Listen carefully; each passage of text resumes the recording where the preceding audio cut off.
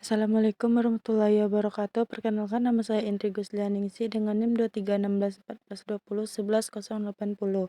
Di sini saya akan menjelaskan materi tentang berkiprah di bawah nama besar Muhammad Universitas Muhammad Natsir. Mengenang sosok pejuang Muhammad Natsir, dai pemandu umat. Muhammad Natsir Datuk Suinaro Panjang dilahirkan pada tanggal 17 Juli 1908 di Kampung Jembatan Baukia, Alahan Panjang, Kabupaten Solok, Provinsi Sumatera Barat. Ia merupakan anak ketiga dari 4 bersaudara.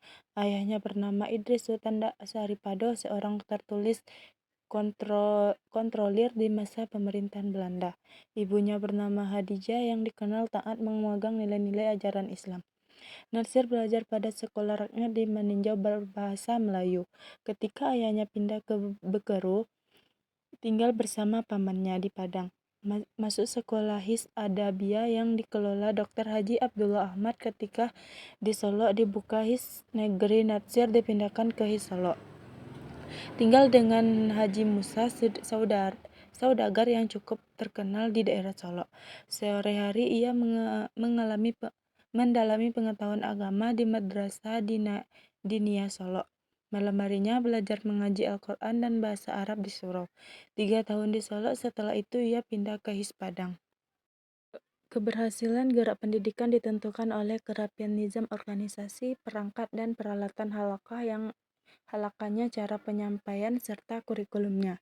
Pendidikan didukung oleh penguasaan kondisi umat, tingkat sosial, budaya umat yang dibaca dalam silabus halakahnya.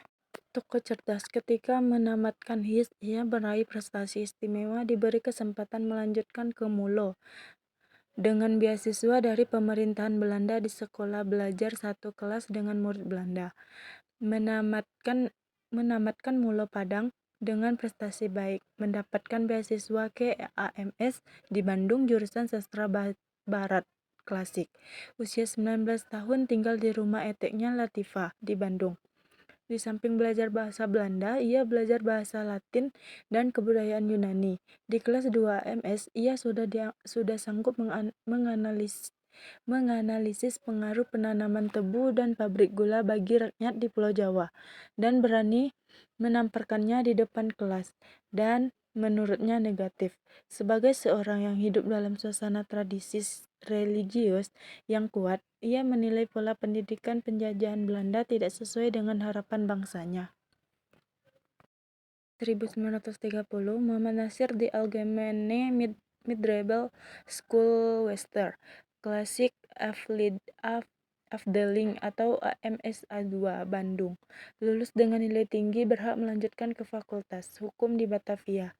Untuk titel Mister in the Rechten atau Fakultas Ekonomi Rotterdam, Natsir lebih tertarik kepada masalah-masalah Islam dan gerakan Islam. 1927 sampai 1932, Natsir meneruskan studi tentang Islam pada Persatuan Islam Bandung di bawah bimbingan Ustadz A. Hasan Tokoh Persis atau Persatuan Islam, yang membimbing melakukan studi tentang Islam. 1931 sampai 1932, kursus guru diploma LO atau Lager on Underwich bersama A. Hasan. Beliau mengolah majalah Pembela Islam sampai tahun 1932. Beliau menolak tawaran bekerja sebagai pegawai negeri pemerintah Hindia Belanda dan lebih tertarik menekuni dunia pendidikan. Natsir mendirikan Yayasan Pendidikan Islam di Bandung sekaligus menjabat direktur pada tahun 1932 sampai 1942. Bahkan pada masa penjajahan Jepang, pemandu umat ini sempat menjadi sekretaris Sekolah Tinggi Islam Jakarta.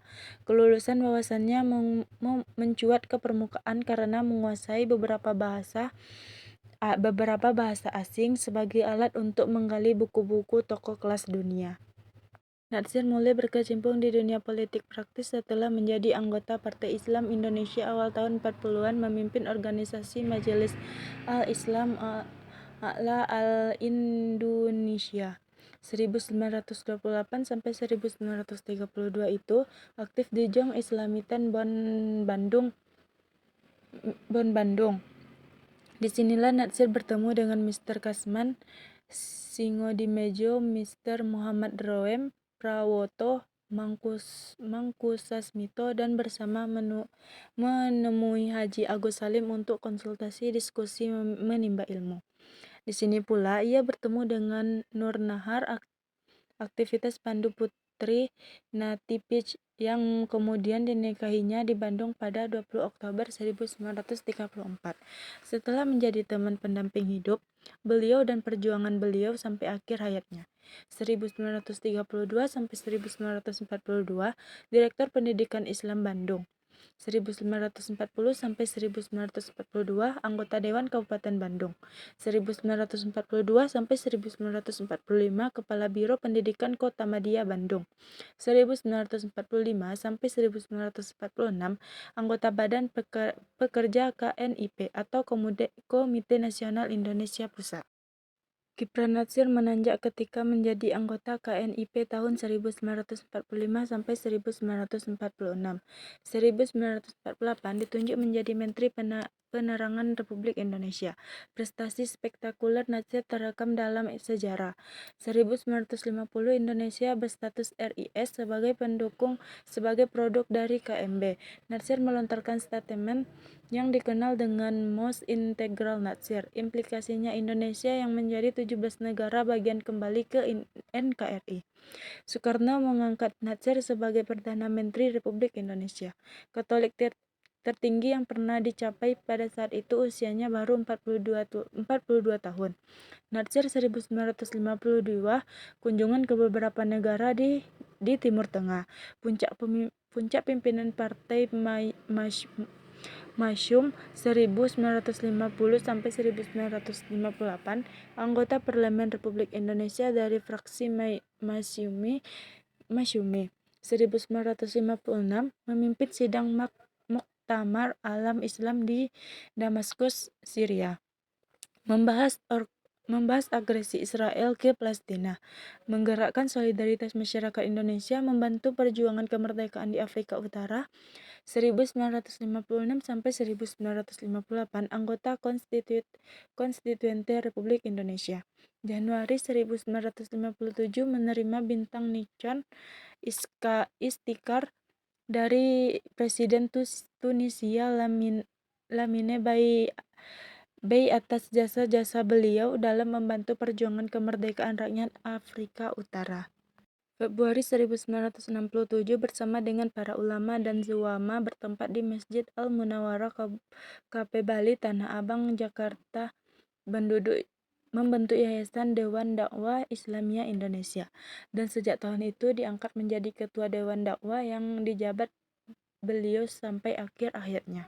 Pada 1967 itu pula, Natsir menjabat sebagai Vice President World Muslim Congress atau markas di Karachi, Pakistan selama tahun 1967.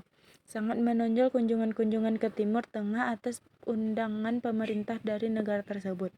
Di tahun 1967 itu juga, beliau menggerakkan solidaritas Islam untuk pembebasan Masjidil Aqsa dan pembebasan Muslim Palestina. 1969, anggota Muslim World Language berkedudukan di Mekah Al-Mukarramah sebagai anggota Majelis Ta'sisi atau pendiri dari Badan Islam Internasional yang bergengsi ini. 1976, anggota Majelis A'la Al-Alami, 3 masjid Dewan Masjid Sedunia yang bermarkas di Mekah Al-Mukarramah bersama dengan Syekh Harakan dan Syekh Abdullah bin Baz. Februari 1980, Muhammad Natsir menerima award Jaizatul Malik Faisal Al-Alamiyah di bidang pengkhidmatan Islam selama tahun 1400 Hijriah dari King Faisal Foundation Riyadh. Penghargaan sama juga diterima oleh Syekh Abdul Hasan An-Nadwi. 1967 ini pula Muhammad Natsir menggagas dan mendorong didirikannya Rumah Sakit Islam Ibnu Sina di Bukit Tinggi yang kelak berkembang menjadi Yarsi Sumber dan Universitas Muhammad Natsir. 1991 menerima gelar Doktor Honoris Causa di Universitas Kebangsaan Malaysia Kuala Lumpur dan dari Universitas Sciences Penang Malaysia dalam bidang pemikiran Islam. Kedua penghargaan dan penghormatan akademik internasional ini tidak bisa dihadiri oleh Natsir karena dilarang oleh pemerintah Orde Baru atau Soeharto. Sesungguhnya dalam bidang akademik, Natsir menerima gelar doktor honoris causa bidang politik Islam dan Universitas Islam Lebanon. Natsir memang punya peran khusus yang tidak bisa dilupakan oleh sejawat, sejarah, umat Islam, bangsa, dan negara, dan akhirnya mendapat gelar kehormatan dari pemerintah Republik Indonesia sebagai pahlawan nasional. Mungkin beliaulah simbol paling tepat manusia, sintesis intelektual ulama yang menjadi ciri khas sejumlah tokoh di sekelilingnya. Tidak kurang pentingnya adalah kemampuan menyelami makna yang tersirat di balik yang tersurat. Tetapi ia adalah suara hati pemimpin yang sepanjang hayatnya tercurah dalam pengabdian dan kebaktian sebagai khadim al-ummah. Suara hati pemimpin urani umat memang memiliki kekuatan daya tembus yang luar biasa. Ia mampu menyerap dan merembes langsung ke pedalaman hati halayak, menepati kata dari hati ke bat. Institut Kajian Dasar Kuala Lumpur 18 Ramadan 1921 Hijriah. Gagasan dan gerak langkah Bapak Muhammad Natsir membangun umat dakwah ila Allah, membina kerjasama dan ukhuwah, memajukan pendidikan berkualitas, membangun masyarakat sehat dalam bimbingan syariat Islam, mewujudkan rahmatul lil alamin. Dakwah adalah didikan dan ajakan. Dakwah Islamiyah pada hakikatnya suatu usaha yang digerakkan secara sadar, terarah, dan terpadu, mengubah seseorang, sekelompok orang, atau suatu masyarakat menuju keadaan yang lebih baik sesuai perintah Allah dan sunnah Nabi Muhammad Rasulullah SAW. Tujuan dakwah tidak boleh berubah, yaitu upaya membinanya menjadi umat kokoh akidah dan kuat kepribadian, memiliki akhlak al-karimah. Apabila nilai agama dilupakan, berakibat tampilnya pelecehan nilai-nilai bangsa yang kesudahannya bangsa ini terjerumus menjual diri. Pengembangan dakwah yang teratur pada gilirannya akan selalu berbekas di hati umat. Begitulah upaya penanaman kesadaran tinggi. Di dunia pendidikan selalu diupayakan. Bapak Muhammad Natsir tampak sangat konsisten memberikan pengawalan penuh setiap saat, agar nawaitu umat selalu terjaga. Nawaitu yang lurus dari dai dan umat akan memperlancar gerak dakwah, kesehatan, dan pendidikan.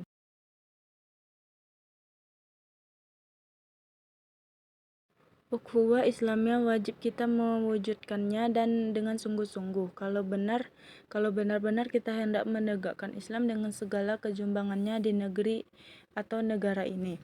Kata tumbuh hilang berganti. Yang tidak berganti adalah bahwa kita tetap memilih melaksanakan tugas sebagai warga negara yang sadar dengan hak dan kewajibannya. Keputusan kita adalah kita tidak akan pasif. Kita tetap memilih aktif di bidang yang kita anggap tepat, yaitu dalam bidang dakwah dan pendidikan. Bidang dakwah itu tidak dapat dipisahkan dari masalah-masalah keumatan, baik dalam arti sempit maupun dalam arti luas. Baiklah, sekian penjelasan dari saya. Lebih dan kurang saya mohon maaf. Saya akhiri dengan wassalamualaikum warahmatullahi wabarakatuh.